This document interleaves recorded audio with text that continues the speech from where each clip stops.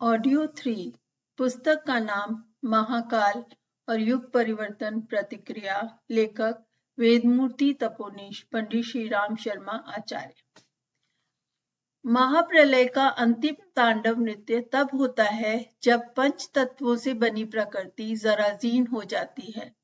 तत्व बूढ़े होने के कारण अपना काम ठीक तरह समयानुसार नहीं कर पाते। ऋतुएं समय पर नहीं आती और उत्पादन पोषण विनाश का कर्म व्यवस्था में व्यवधान उत्पन्न होता रहता है।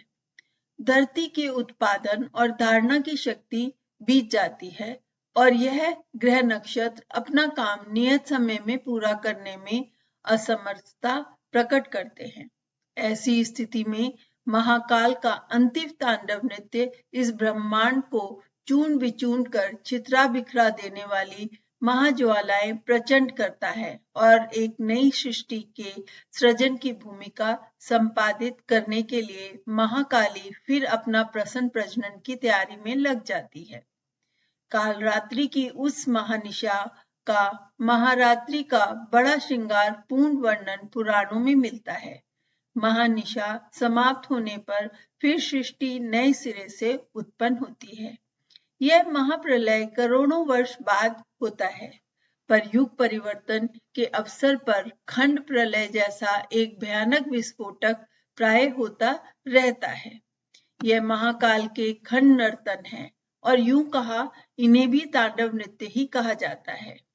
जब मानवीय मनोभूमि अत्यधिक दूषित होकर उस स्तर पर पहुंच जाती है कि सुधारक के सामान्य क्रियाकलाप निरर्थक सिद्ध होने लगे, तो महाकाल को अपने तीव्र अस्त्रों का ही प्रयोग करना पड़ता है। प्राय ऐसी ही परिस्थितियों में जन समाज को कड़े दंड देने के लिए लोमवर्षक प्रक्रिया अपनानी पड़ती है। इस भयानक क्रूर क्रम को करने के लिए अवसान के देवता शंकर जब रौद्र रूप धारण करते हैं और उथल पुथल की रक्त रंजित क्रिया पद्धति अपनाते हैं, तब उन्हें रुद्र कहते हैं। इस कल्प के आरंभ से लेकर अब तक महाकाल को 11 बार रुद्र रूप धारण करना पड़ा है। पुराणों में एकादश रुद्रों के नाम और उनके चरित्र का विस्तृत वर्णन है। त्रिपुरारी महाकाल द्वारा 3 महादैत्यों का उन्मूलन। महाकाल शंकर का एक नाम त्रिपुरारी भी है। प्राचीन काल में 3 दुर्दंत दैत्य जन्मे थे। तीनों सगे भाई थे। नाम तो उनके अलग अलग थे, पर उनने माया नगरी जैसे जादू भरे 3 नगर बसाए थे। इन 3 पुरों में ही उनकी सारी दुनिया के लोगों को समेटकर बसा दिया था। माया नगरी का हर निवासी उन देवताओं के प्रभाव में था। वे जैसा कहते थे वैसा ही वे सोचते और उनके निर्देशों पर कार्य करते। इससे संसार के समस्त निवासी आसुरी माया से भ्रमित हो गए। धर्म का लोप हो गया और अधर्म की विजय दुदंबी बजने लगी। असुरता का वैभव चमका और तीनों पुरियां बड़ी समृद्धशाली दिखने लगी, पर भीतर ही भीतर सब कुछ खोखला हो गया। उन नगरों के निवासी नाना प्रकार की आदि व्याधियों से शोक संतापों से ग्रसित होकर नारकीय जीवन व्यतीत करने लगे। सर्वत्र हाहाकार मच गया। धर्म ने प्रजापति से गुहार की। प्रजापति ने महाकाल को इसके लिए नियोजित किया, क्योंकि वे ही परिवर्तनों के अधिष्ठाता देवता हैं। धर्म की पूरी बात भगवान शंकर ने सुनी और स्थिति को समझा। 3 पुर बसाने वाले वे 3 दैत्य यद्यपि अलग अलग थे, पर वस्तुतः वे परस्पर पूर्णता घुले मिले थे। उनके 3 पुर भी अलग अलग दिखाई पड़ते थे, पर वस्तुतः वे परस्पर एक दूसरे का पोषण अभिवर्धन करते थे। ये तीनों दैत्य साधारण रीति से नहीं मर सकते थे। उन्हें अभय वरदान यह मिला हुआ था कि जब वे मरेंगे तब एक साथ ही मरेंगे और एक ही अस्त्र से मरेंगे। वह दैत्य बड़े चतुर थे, इसलिए उन्होंने ऐसा वरदान मांगा था। वे जानते थे कि हम में से एक को तो परास्त करना सहज नहीं है, फिर तीनों को एक साथ चुनौती देने का तो साहस ही कौन करेगा। इस पर भी कोई लड़ने आए तो उसके पास ऐसा शस्त्र नहीं होगा जो तीनों को एक साथ एक ही बार एक ही क्षण में मारे। यह असंभव जैसा कार्य नहीं कर सकेगा, इसलिए दैत्य होने के कारण अमर न हो सकने पर भी एक प्रकार से अमर ही बने रहेंगे। भगवान शिव ने स्थिति पर विचार किया। उनने इन दैत्यों से समस्त मानवता का उद्धार करने का उपाय खोज निकाला। उन्होंने जो त्रिशूल बनाया तो एक ही शस्त्र पर उसके 3 मुख होने के कारण ये तीनों दैत्यों को एक साथ संहार कर सकता था। महाकाल ने पूरे वेग से त्रिशूल का प्रहार किया और त्रिपुर नामक तीनों दैत्यों की शक्तियों को विलीन कर डाला। धर्म की जीत हुई, अधर्म हार गया। त्रिपुरों में तीनों माया नगरियों में मोह अंध निवासियों को मुक्ति मिली। वे विवेक पूर्वक स्वतंत्र बुद्धि से सोचने और जो श्रेयकर दिखे उसे करने में लग गए। इस प्रकार मानवता पर आया हुआ एक महान संकट टल गया। भगवान महाकाल की इस विजय का सर्वत्र अभिवादन हुआ और इस महती विजय के उपलक्ष्य में उन्हें त्रिपुरारी कहा जाने लगा। त्रिपुरों की 3 पुरी थी, लोभ, मोह और अहंकार। ये तीनों आपस में जुड़े हुए हैं। धन को लक्ष्य बनाकर सोचने, करने और जीवित रहने वाला व्यक्ति नीति अनीति का विचार किए बिना जीवन के महान उद्देश्यों को भुलाकर केवल मात्र आपाधापी में आवश्यक अनावश्यक उपार्जन संग्रह में लगा रहता है। यह जानते हुए भी कि शरीर निर्वाह के लिए जितना आवश्यक है उसके अतिरिक्त ये बचा हुआ सारा संग्रह तथाकथित बेटे, पोतों और संबंधी कुटुंबियों द्वारा लूट लिया जाता है। मनुष्य समझता नहीं, बदलता नहीं। लोभ की माया मरीचिका उसके विवेक का अपहरण कर लेती है और जाल में फंसे हुए पक्षी की तरह उसी दिशा में घसीटता चला जाता है जिसमें कि वह बंधिक उसे खींचना चाहता है। लोभ की तृष्णा आज भी अधिकांश लोगों पर छाई हुई है। भले ही परिस्थितियां अमीर न बनने दे, पर सोचते सब वही हैं, करते सब वही हैं। किसी खेदजनक विडंबना है कि मनुष्य मानव जीवन की महत्ता, उसके उद्देश्य और उपयोग को पूर्णतः भूल जाता है और उसकी ओर से विमुख बना रहता है और अनावश्यक अर्थ तृष्णा की ललक में मूल्यवान जीवन समाप्त कर देता है। जाते समय केवल पाप की गठरी ही सिर पर होती है। यह एक आसुरी सम्मोहन ही है जिसके जाल में विवेकशील समझा जाने वाला मानव प्राणी इस बुरी तरह से जकड़ा हुआ है कि जो करना चाहिए था वह कर नहीं पाता और जो नहीं करना चाहिए था उसे करने में लगा रहता है। त्रिपुर असुरों की जिस माया ने प्राचीन काल में मनुष्यों को सम्मोहित कर अपनी नगरी में बसा रखा था, आज भी लगभग वैसी ही स्थिति है। त्रिपुर दैत्यों का दूसरा पुर है व्यामोह। इंद्रियां जो जीवन को सुसंचालित करने का रथ चक्र मात्र है, आज विलासिता और उपभोग का आधार बन गई हैं। जीहा का चटोरापन और कामेंद्रियों की लोलुपता हमारे शारीरिक व मानसिक स्वास्थ्य को चौपट करके रख दे रही है। जीहा का चटोरापन व्यक्ति और परिवार का जितना नाश करता है, काम लोलुपता उससे हजारों गुना अधिक क्षति पहुंचाती है।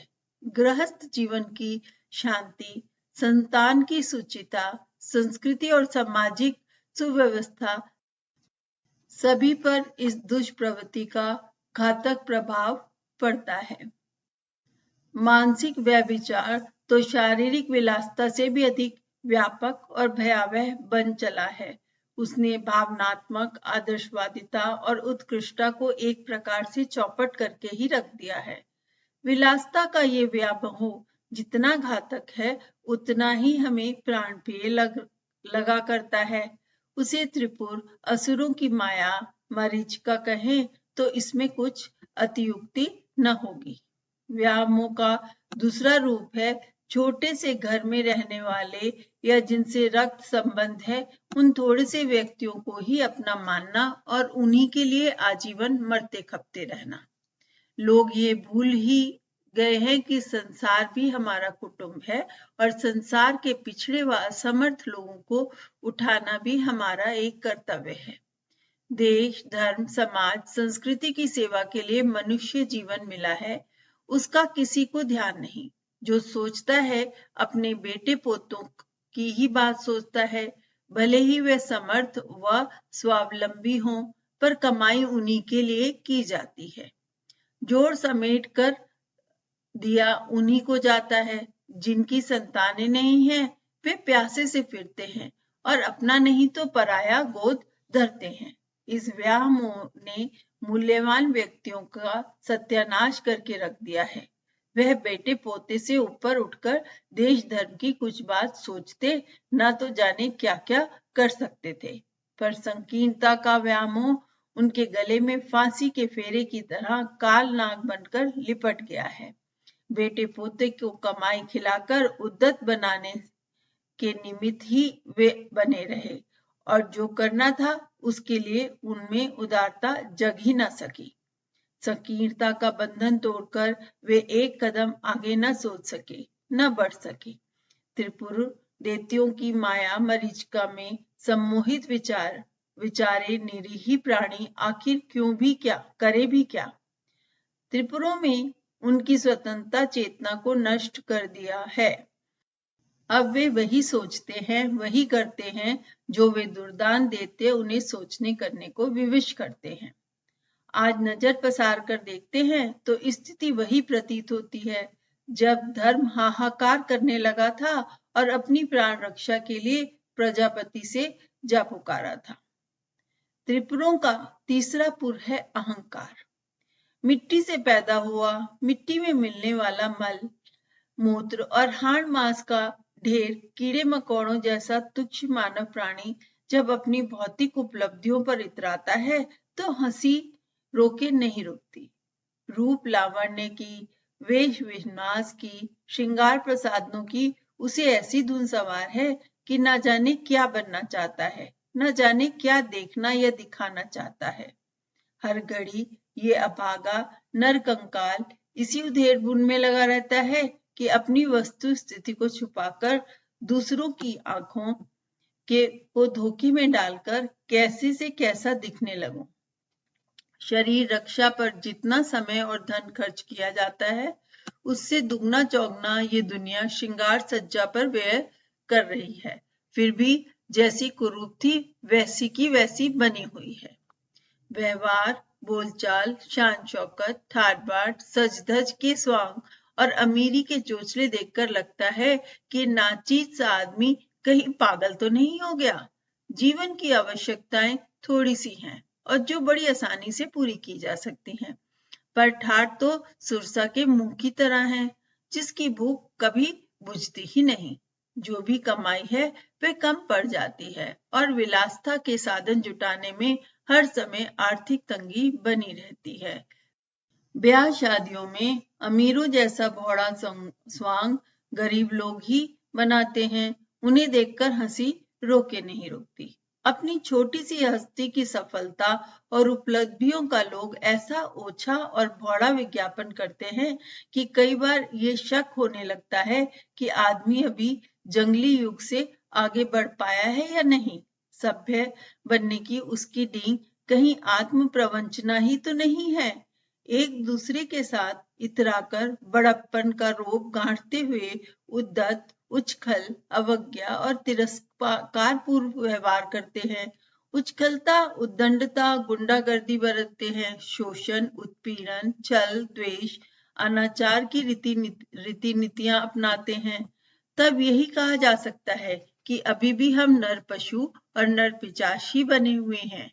अहंकार मनुष्य का निष्कृतम कमीनापन है, जो जितना उद्दत और अशिष्ट है, उच्छल और अनियंत्रित है, ढोंगी और शेखीखोर है, उसे उतना ही छोटा है और नीच समझना चाहिए।